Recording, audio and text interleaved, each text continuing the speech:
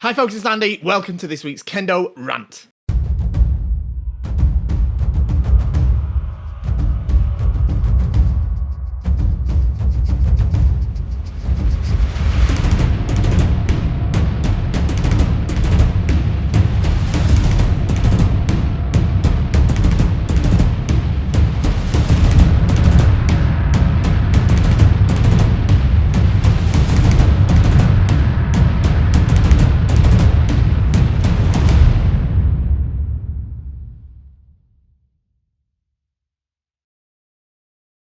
Okay, so we have some fantastic questions for you today. These are questions that have either been posted on the previous Kendo Rant video in the YouTube comment section, or they've been posted in the Kendo Show Early Access group on the weekly post that I put up asking for questions for this very show. So thank you for those. Before we jump into them, don't forget, the YouTube stuff, like, share, subscribe, all that sort of thing, whatever. Most importantly, support the channel by shopping at KendoStar.com. KendoStar is my website that sells amazing, brilliant, fantastic, stupendously awesome Kendo equipment. Of course, I'd say that being the owner, ask people in your dojo, I'm sure they'll agree. Check our ratings online. We're like the proper highest rated one online pretty much by far now. So yeah, I'm pretty sure everyone's shopping at KendoStar, so there's a good reason for that. Right, let's get into these. Hi, Andy. Great video as usual. I was wondering, how does the Imperial Guard train? As some of the strongest Kendoka in Japan, I assume they train really hard. Have you ever had the chance to train with them? Cheers. Obviously, you're referring to the Imperial Police in Japan. They are often called the Imperial Guard. I don't know a great deal about how they train. Actually, it's reasonably secretive. Actually, probably for obvious reasons. And no, I haven't had the chance to train with them sort of directly at their obvious their dojo. I am friends with a couple of people who are members of the Imperial Police. There was another person in my dojo in the past that I practiced in Japan who was an active member. You can always tell who they were because they always wear the white kendogi and hakama. It's one of the rules that they have in the Imperial Police is to wear the white kendogi and hakama. So they often wear that. You often see it in the police championships. If there's a team wearing a white kendogi and hakama, it's almost always the Imperial Police. I'm sure they do train very hard, just like most of the Japanese police kendo teams. So yeah, like I say, I haven't had a chance to train with them in their training. Though I have trained with members of their police force who were also happened to be members of the dojo that I was also a member of. So yeah, sorry I can't give you more than that. They were really strong though, really strong. Hi Andy, I was curious what your perspective is regarding focusing your kendo practice into specializing in a certain waza or kamae versus spreading your efforts to many things, jodan, nito, tsuki, etc. In other words, is it better to be extremely good at one thing and okay at other things, or be decent at a lot of things? So there's two elements to that question. Obviously, it's good to be well practiced and skilled at a variety of waza techniques. It's quite important actually. You should be able to perform a good variety of techniques. You shouldn't necessarily only practice a single technique to the exclusion of others. That isn't really the same for kamae, to be honest. I think you'll tend to find that the best Chudan players exclusively practice Chudan, and the best Jodan players exclusively practice Jodan, and probably similarly with Nito. So yeah, that seems to be borne out in the in the evidence of the real world. So that seems to speak for itself. However, you know, you do need to be able to perform more than one waza. You can't just be a one-trick pony. You have to be able to present a credible threat in several directions or several ways in order to be effective, in order to be able to have effective seme. So yeah, it's a bit of a mix. It's okay to most kendoka have a favored waza, a tokui waza, which is quite normal, but it isn't something that you would look to hone or practice to the exclusion of others. Yeah, so you do need to have a varied repertoire, but not to the extent where you also need to be sort of trying to master Jodan and Chudan and Nito. I don't think it's a bad idea to explore other forms of Kendo like Jodan, potentially Nito, for pretty much all Kendoka at some stage. But I'm sort of just getting to a stage where I'm wondering if it's something I should probably do or whether it's a bit too early for me to really delve into it. So yeah, it's not something you should be doing like when you get your IQ or something. Yeah, it's one of these things that you need to have a good basis, a good basis in Kendo as a whole before you start muddying the waters with different kamae like that. If you know what I mean.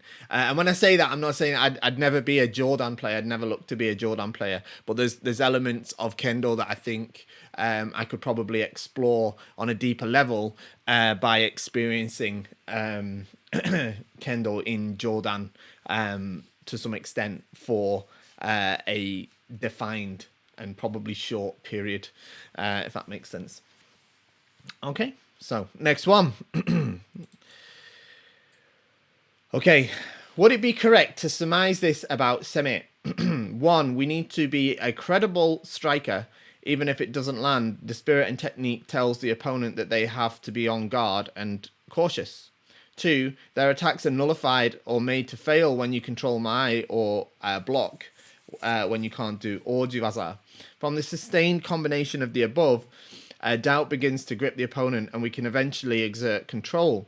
Moving towards them, Shinai interaction, and so on will start to make them break their posture. Is this attempt to make a felt sense explicit on track? You mean like this explanation of Seme? What's next? So yeah, I mean it pretty much is. Point 1, you need to be a credible striker. So in other words, you need to be a credible threat to your opponent if you want to apply. If you want your Seme to have any sort of point. Yeah, if you want your Seme to work at all, you need to present a credible threat. That means that you have to be able to make valid strikes that meet the criteria of Yuko Datotsu, and you need to be able to present yourself as a threat to your opponent that you could make those strikes, or potentially create an opportunity where you could make those strikes, so that they obviously realize that they have to be aware of your actions. If you don't present that, then you've got no chance of applying any sort of Seme to your opponent, because they're just not gonna feel under pressure from you, not going to feel intimidated, not going to feel like there's no urgency to respond to your movements. And then where it says, even if it doesn't land, the spirit and technique tells the opponent they need to be on guard or cautious. Excuse me. Yeah, to some extent, that's definitely true. You know, if someone comes at you and you're like, ooh, this one's pretty good. That was a close one. Yeah, you're suddenly going to be a little bit more on guard, a little bit more cautious, and you're definitely going to have more sort of respect for the actions that they present you with. So you definitely that definitely holds true. I think that's a across the board thing, and to a large extent, that's basically what Seme is. In terms of the second point, the attacks are nullified or made to fail when you control Mai or block when you can't do Ojiwaza.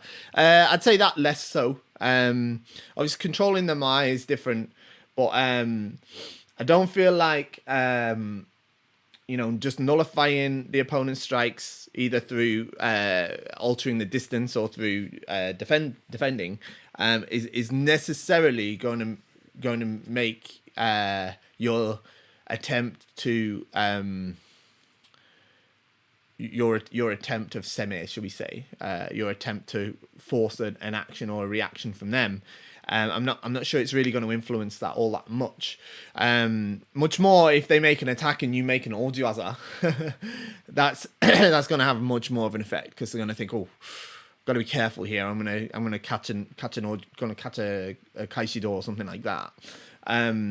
Whereas if they're like, okay, well, I can just throw attacks at this guy, he's just going to block. So I'll just do that and then look for a weakness. It's definitely less intimidating, shall we say? Unless you present some sort of threat that if they fail an attack, they're in danger.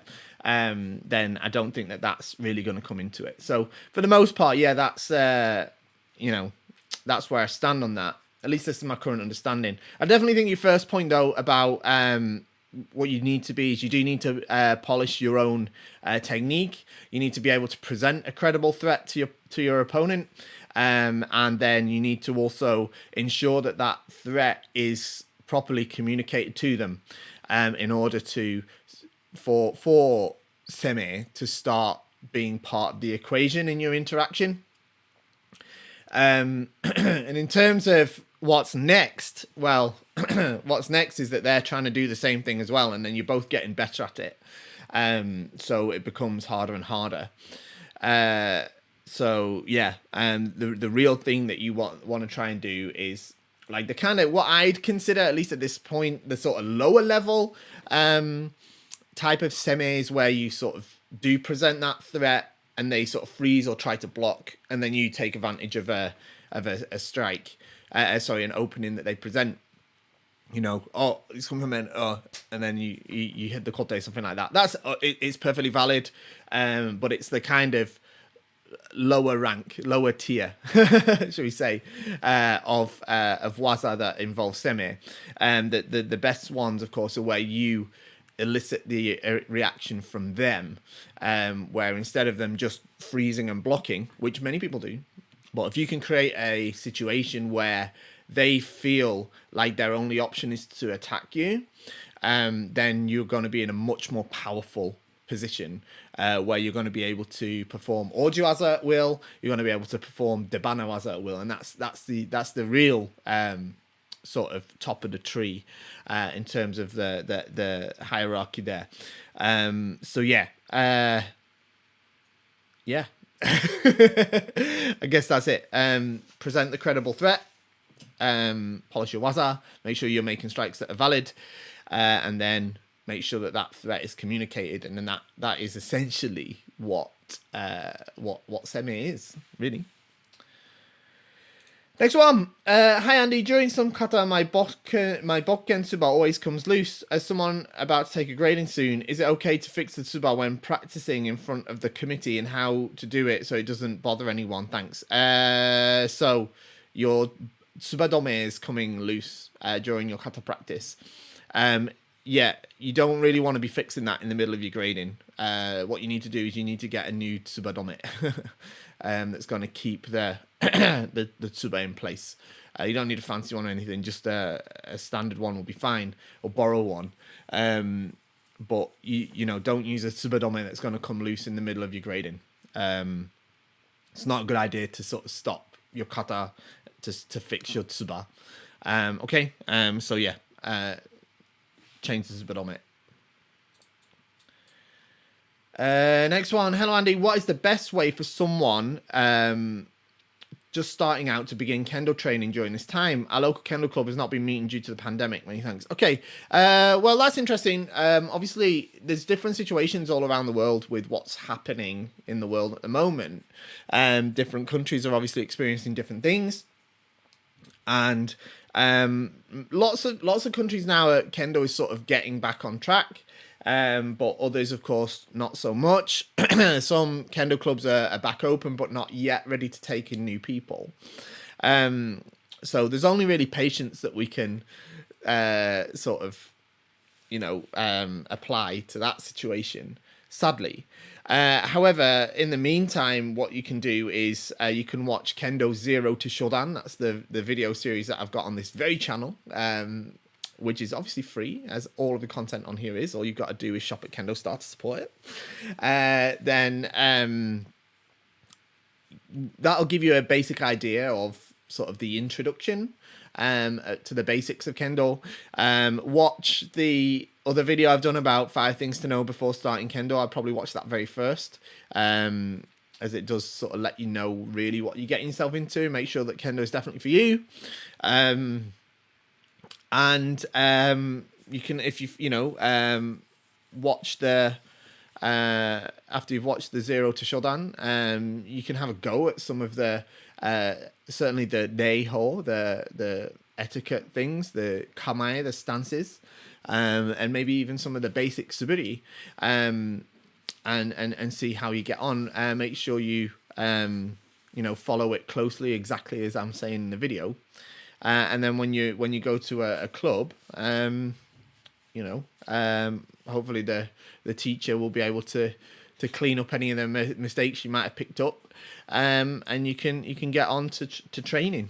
I think that's the only real thing that you're sort of presented with, unfortunately, with the situation as it is. So yeah, I hope that helps. Next one, hello Sensei, any plans for a travel-specific Bogu, protective as per all KS Bogu, but as light as possible for weight limits? Victory. It's called Victory. That's the perfect Bogu for somebody who wants something like this. It's about as light as we're willing to go. You could probably go out there and get a lighter Bogu somewhere else. But I think the Victory is a very light Bogu in itself. It's as light as the Bogu would ever need to be. If you can,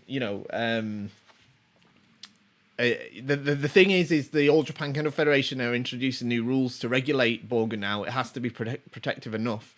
You can't just pull the padding out to make it lighter, like lots of Japanese companies have done up to now. Up until recently. That's why you've started to see these sort of Jisen Gata Bogu sets disappear, because they don't meet the standards of the All Japan Kendo Federation. So, there's always going to be a compromise there. But I really think that, if you want the lightest Bogu that you can get, then, that still is safe and meets the All Japan Kendo Federation standards, then Victory is a great choice. But having said that, even Vanguard, they're not super heavy. Bogu sets aren't like they used to be, especially if you get a Kendo style one. We don't, these are things that I care about when I'm making the designs in the first place. We don't just go, we'll make a really protective Bogu. It doesn't matter how heavy it is. We use the materials that are most appropriate so that it keeps lightweight, as well as being maximum, sort of in terms of protection. So it's not like it was in the past, 20 years ago, when, you used to have these Bogu sets that were super heavy. They were like 7 or 8 kilograms for a Bogu set. Nowadays, even like the Vanguard Myrmidon, our most popular one, it's less than 5 kilos. It's like 4.5 kilos, something like that. Obviously, it depends on the sizes and everything. But, you're not going to feel like it's a heavy Bogu. You're just not going to feel that. And in terms of, obviously for traveling, you're talking about, 100 grams or something that you're going to save. So, it's not even a pair of socks. All right. So, next one. Hey, more of a question for you, but what was the hardest thing for you to learn in Kendo? I don't know. I guess learn is it's difficult to say what was harder to learn, because a lot of the things in Kendo that are hardest, it's not really learning. It's quite easy and straightforward. The difficult thing is training it into your body. Things like correct hikitsuke ashi, where, you know, bringing up the left foot quickly, and not leaving it behind, not having your left foot pointed out, having your hips square, understanding the concept of sen. That is difficult. I'm still struggling with it. I understand the concept, but being able to put it into practice is very, very difficult. Learning to speak Japanese is pretty hard.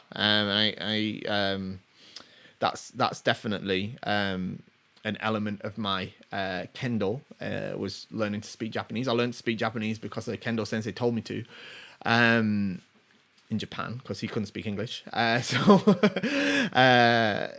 You know, that was pretty hard. But yeah, this is the thing about it. It's not that there's so much that's hard to learn. It's just hard to train into your body, isn't it? So, yeah, I guess that's it. Not a great answer for you there, sorry. Next one. Hi, Andy. I guess this is less a question than it is rant material. Ooh. But recently, the topic of violence in Kendo popped up in our dojo. Oh, here we go. As a guest went way too hard on a young practitioner. The kid sat in Sonkyo a few seconds after this keiko, and the guest was unhappy with that behaviour. He went on how this was disrespectful, to say the least. That guest's Kendo was rough. I did experience it myself as he rammed his kote deep into my neck after each men.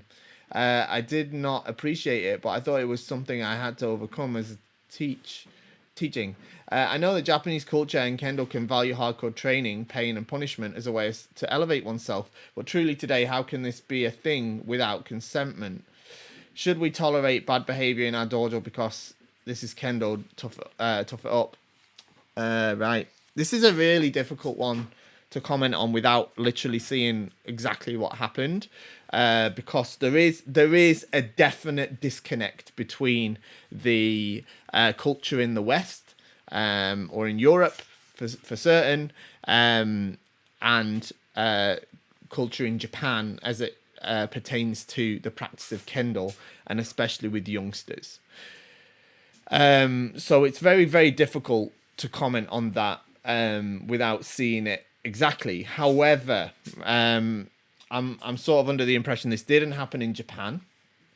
I'm mainly under the impression because you said that the sort of the rough Kendo, as you say, against this young person was done by a visitor. That's quite unusual. It's not really appropriate in my opinion. It's one thing doing it with your own students, but when you're doing it with like other people's students, it's not really the done thing. So that's not really a norm. But it depends if, it depends on the relationship that person has with the dojo itself.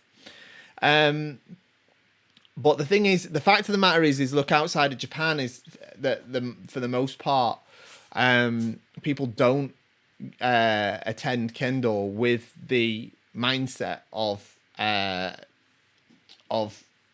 considering this kind of training as particularly acceptable. So, that has to be taken into consideration. That's why I don't teach that way in my own club, because people in the UK where I teach Kendo, they're not they're not coming to Kendo from that point of view.